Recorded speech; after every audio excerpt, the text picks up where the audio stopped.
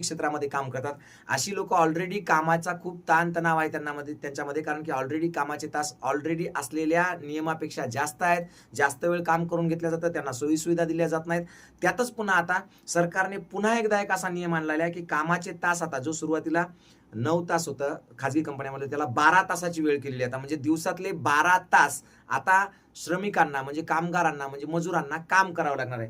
काय आहे नेमका ते पाहून घेऊयात. आणि मी का म्हणतोय, की डॉक्टर बाबासाहेब आंबेडकरांनी जो कायदा केला होता मजुरांसाठी, त्या कायद्याचा इथं एक प्रकारे म्हणजे खून झालेला आहे, अशा प्रकारे आपल्याला म्हणता येईल. किंवा असं आपल्याला म्हणता येईल, की इंग्रजांचा काळा कायदा पुन्हा परत आला की काय बाबा मजुरांच्या संदर्भातला, असं आपण म्हणूया. तर बघा, मंत्रिमंडळ बैठकीमध्ये आता निर्णय झालेला आहे शासनाच्या.